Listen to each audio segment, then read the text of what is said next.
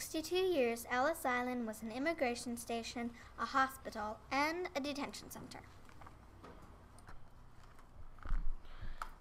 About 12 million people started their new lives in America at Ellis Island. On June 14, 1897, there was a fire and the station on Ellis Island burned to the ground. Happily, no lives were lost after the fire.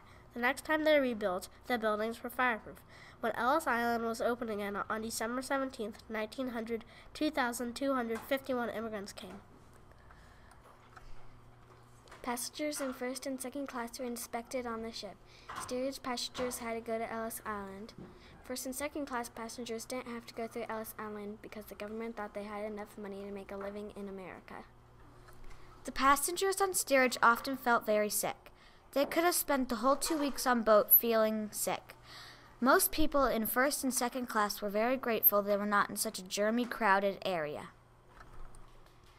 Annie Moore was the first immigrant to be processed on Ellis Island. She came from Ireland when she was 15 years old. On April 17, 1907, 11,797 immigrants were processed at Ellis Island. That was the busiest day. On September 27, 1907, Irish and English women came to Ellis Island on the boat Baltic. The Irish and English women wanted to be domestic servants. A domestic servant is like a maid that works at somebody's house. They are sort of like a mom. 4 million Italians passed through Ellis Island during its years of operation. 100,000 people of African descent came through Ellis Island. The doctors would stand at the top of the stairs. If they saw an immigrant limping or acting like they were having heart problems, they gave them a chalk mark. When other inspectors saw the chalk mark, they knew that that immigrant was sick. Doctors only had 6 seconds to mark them, and this became known as the 6-second medical exam. If a PHS doctor thought that a new arrival had a physical or mental illness, they were given a chalk mark. If someone had a curable disease, they were sent to the Ellis Island Hospital. If someone had a non-curable disease, the steamship company that brought them to Ellis Island would have to pay to bring them back. If you didn't get a chalk mark, you passed the medical test. You waited in the Great Hall for your legal inspection. If there were no problems, it would take you 3 to 5 hours.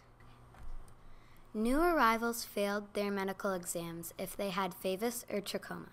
Favis is a contagious disease of the scalp. Trachoma is a contagious disease that could cause blindness. An inspector used a button hook to check for trachoma. By 1917, all new arrivals had to complete medical exams. The purpose for this exam was to make sure that the person didn't have a contagious disease and to make sure the person was healthy enough to work in this country. Women were appointed to the Public Health Service staff in 1914 because immigrant women were uncomfortable being inspected by male doctors. Immigrants were rejected during their legal inspection if they had any criminal record. Another reason was if they were suspected of being an indentured servant.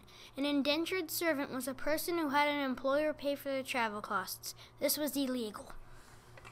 A literacy test was required in 1921. It was given in the immigrants' native language. Immigrants had to read cards from the Bible out loud. If they failed, they could be deported.